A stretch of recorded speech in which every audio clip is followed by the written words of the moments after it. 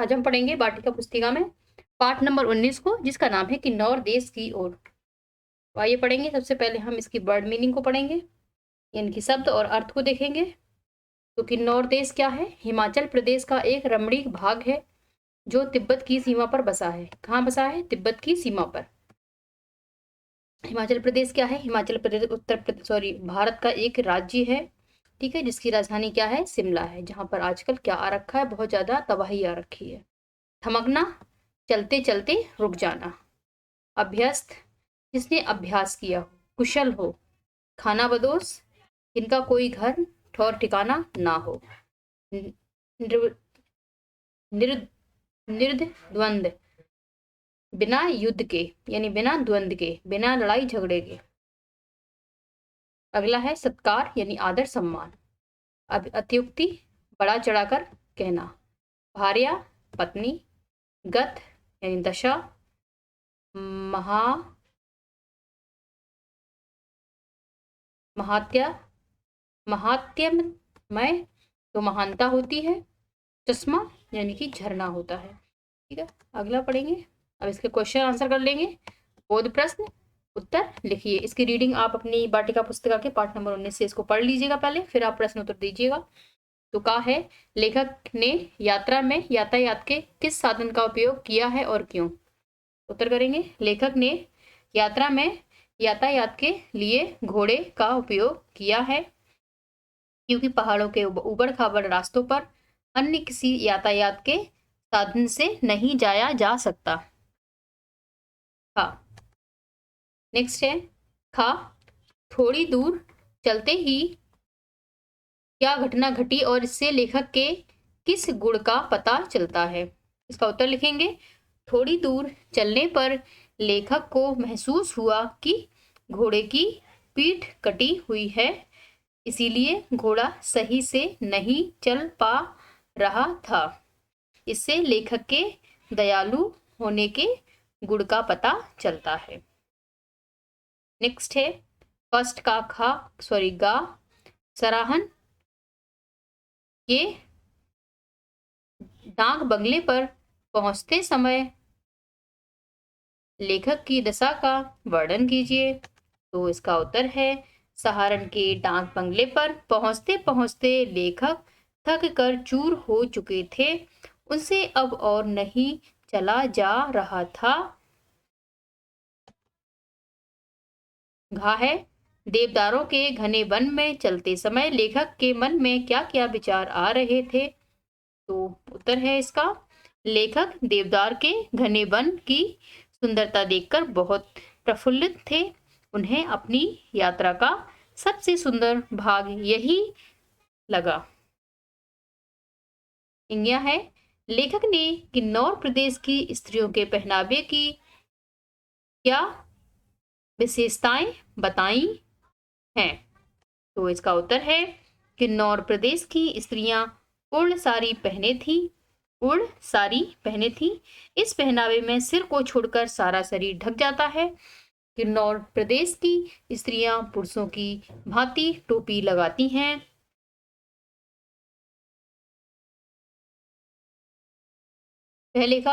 दूसरा आ गया है सोच विचार बताइए। का है, यदि आपको कभी पहाड़ों पर जाने का अवसर मिले तो आप क्या तैयारी करेंगे? तो इसका उत्तर है, पहाड़ों पर जाने से पहले किसी जानकार व्यक्ति से वहां के बारे में जानकारी प्राप्त करेंगे और उसी के अनुरूप उपयोग में आने वाली सामग्रियों और अन्य जरूरी सामान को साथ ले जाएंगे। दूसरे का खा है, पहाड़ी जनजीवन और मैदानी जनजीवन में क्या समानता और क्या अंतर है? तो इसका है, समानता की बात करें तो पहाड़ी और मैदानी भाग के लोग परिश्रमी होते हैं, जबकि इन दोनों के जनजीवन में बहुत अंतर है। जैसे पहाड़ों के दुर्गम एवं ऊंची ढलान वाले रास्ते, अत्यधिक ठंडी, जंगली खतरनाक जंतुओं से खतरा आदि। अनुमान और कल्पना बताइए। यदि रास्ते में खच्चर बीमार हो जाता तो लेखक अपनी यात्रा कैसे पूरी करते? का उत्तर है, यदि रास्ते में खच्चर बीमार हो जाता तो लेखक को बहुत कठिनाइयों का सामना करना पड़ता, क्योंकि उनके पास बहुत सारा सामान था। हो सकता है उनको अपनी यात्रा रोककर अन्य खच्चर की व्यवस्था करनी पड़ती।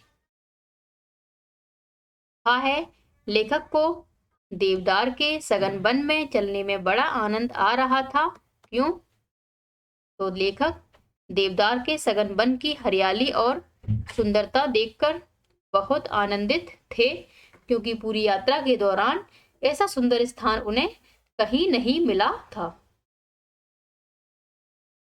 भाषा के रंग का है, नीचे लिखे शब्दों को बोलते हुए अपनी कॉपी में लिखिए।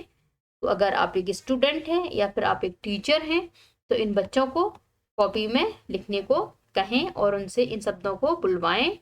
संकृत्यायन, विद्याधर, निर्द्वंद, महात्मय, मान्योरी, क्वार्टर, गैगर, बारतू, अतियुक्ति। ठीक है, थोड़े से कठिन शब्द हैं, इनसे बच्चों को बुलवाएं और उन्हें अपनी कॉपी में बोलते हुए लिखने को कहें। उदाहरण के अनुसार 4 का खा है। उदाहरण के अनुसार उपयुक्त शब्दों को जोड़कर वाक्य पूरा कीजिए। घोड़ा ठमकने लगा, बिजली चमकने लगी, पानी बरसने लगा, पक्षी चहकने लगे। नेक्स्ट है, कुत्ते भौंकने लगे, बिजली चमकने लगी, कोयल गाने लगी, बादल गरजने लगे, मेढक टर्राने लगे। इस तरह हम इनको पूरा कर लेंगे। नेक्स्ट है, चौथे का गा है। नीचे दिए गए शब्दों का अपने वाक्यों में प्रयोग कीजिए। अकेला, निश्चिंत, विश्राम, अभ्यस्त और हिमालय। तो अकेला पे बनाएंगे पहले हम, अकेला चना भार नहीं फोड़ता। निश्चिंत पे बनाएंगे, निश्चिंत होकर भगवान का भजन करो। विश्राम पे बनाएंगे, कठिन परिश्रम करने के बाद विश्राम करना चाहिए। अभ्यस्त पे बनाएंगे, आदिवासी तीर चलाने के अभ्यस्त होते हैं। हिमालय पे बनाएंगे, हिमालय अति विशाल पर्वत है। चौथे का घा है। नीचे दिए गए वाक्यों को ठीक करके लिखिए। तो ले नहीं जाया जा सकता, पहाड़ में अकेला खच्चर। इसका सही होगा, पहाड़ में अकेला खच्चर नहीं ले जाया जा सकता। मालूम हुआ मेले में गए हुए हैं चौकीदार साहब। तो सही करके लिखेंगे, मालूम हुआ चौकीदार साहब मेले में गए हुए हैं। धीरे धीरे आगे बढ़े हम। तो सही करके लिखेंगे, हम धीरे धीरे आगे बढ़े।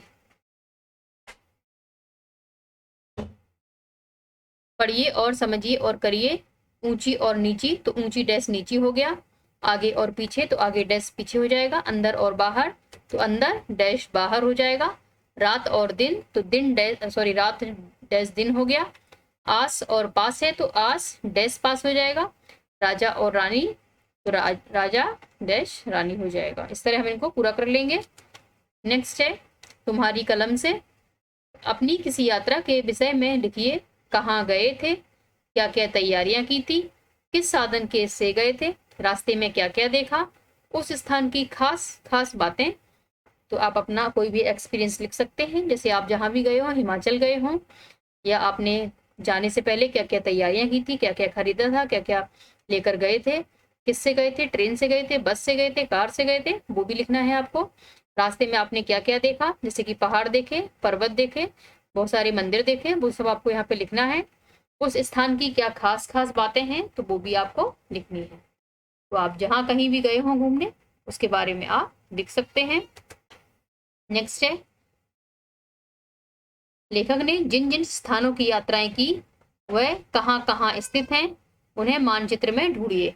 तो सबसे पहले हम उन जगहों के नाम लिख लेते हैं जहाँ जहाँ पे लेखक गया। उन जगहों के नाम है हिमाचल प्रदेश, रामपुर, गोरा और तिब्बत और किन्नौर। लास्ट में उसको किन्नौर जाना था, तो किन्नौर कहाँ पर है? किन्नौर आपका हिमाचल प्रदेश में है। ठीक है, तो हम सबसे पहले भारत का नक्शा देखेंगे। ये भारत का मैप है, ये रहा आपका, जहाँ मेरा पॉइंटर है वहाँ पे आपको हिमाचल प्रदेश दिख रहा होगा। तो कहाँ गया था लेखक, हिमाचल प्रदेश में ही रहता है, और वहाँ से ही वो कहाँ जा रहा है वो देखेंगे। तो उसके लिए हमें किसका, हिमाचल प्रदेश का मैप देखना होगा। तो ये आपको सामने हिमाचल प्रदेश का मैप खुल गया। इसमें ये रहा किन्नौर, किन्नौर देश दिख रहा होगा हिमाचल में। और भी ये हिमाचल की राजधानी शिमला दिखाई दे रही है आपको, ठीक है। तो ये इसमें बिलासपुर, हमीरपुर, धर्मशाला, लाहौल और स्पीति, चंबा, बिलासपुर, सोलन, ये सब क्या है, सिरमौर, ये यहाँ पर जिले हैं अलग अलग। और हिमाचल प्रदेश आपका जम्मू और कश्मीर, लद्दाख, चीन, उत्तराखंड, उत्तर प्रदेश, हरियाणा, चंडीगढ़, पंजाब, इस सब की सीमाओं को छूता है, ठीक है। तो अब हम देखेंगे, तो इतना आपने देख लिया। तो किन्नौर मिल गया आपको, रामपुर आपका हिमाचल में है। तो हिमाचल के मैप को आप और ज्यादा एक्सप्लोर करेंगे तो आपको दिखेगा।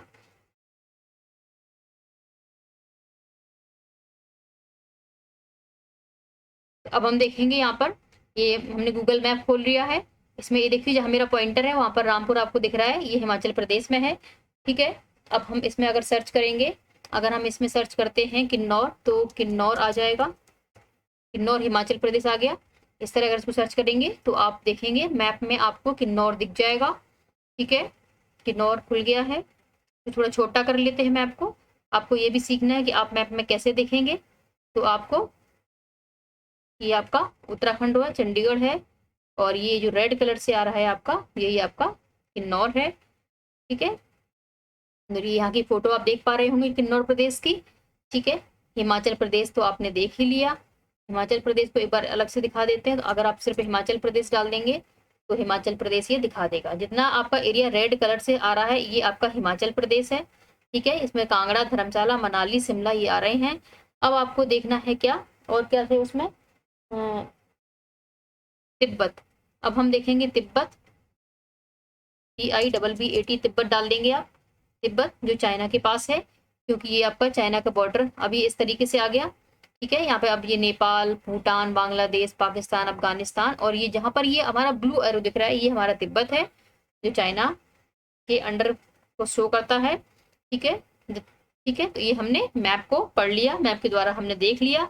इसी तरीके से मेरे प्यारे बच्चों, मेरे प्यारे टीचर्स, आपको भी अपने बच्चों को मैप में समझाना है, बताना है कि इस कहानी में जो जो जगह आई हैं वो आपको मैप पर किस तरीके से देखनी है।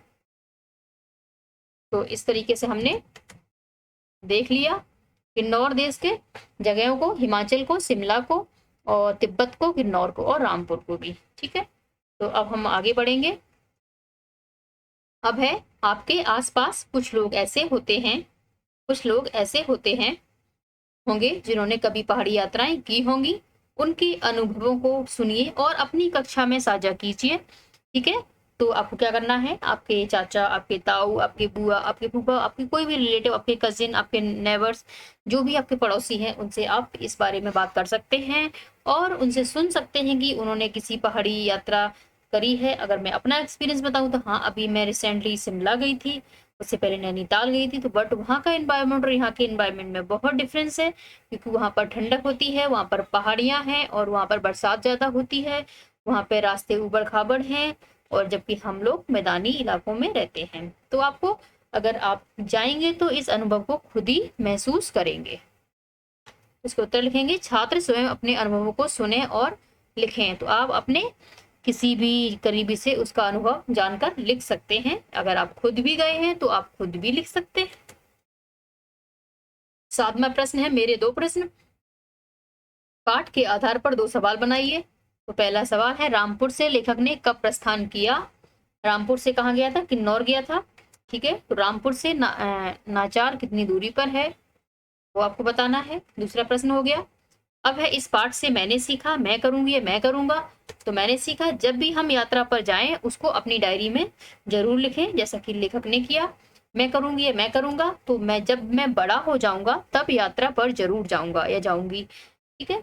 ये आपका प्रॉमिस है। जब आप बड़े हो जाएं, कुछ जिंदगी में हासिल कर लें, तो आप एक बार घूमने जरूर जाएं।